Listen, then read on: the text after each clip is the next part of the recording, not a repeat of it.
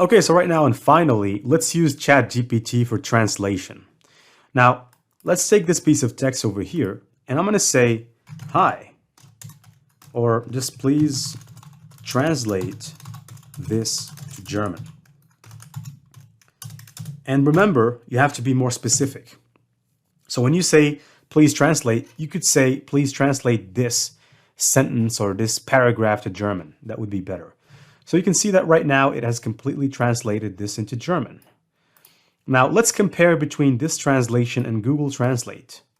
Now let's go to Google and let's search for Google Translate. Right? Google Translate. Now, and let's just paste our text. Right? That's basically didn't paste the, all right, so I'm going to go back and I'm going to just take the text here, attention pro bodybuilders.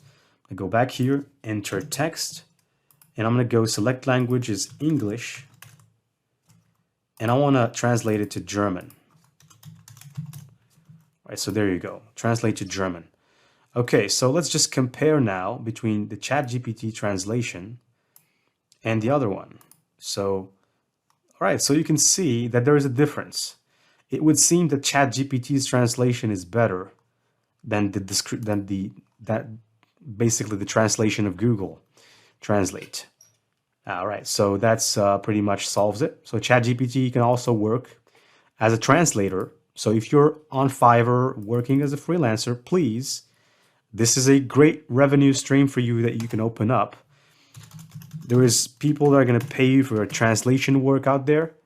Just tell them, hey, I can translate whatever you want me to translate, and go and just translate stuff. And you can use AI to basically do that. So you can see how amazing this tool is.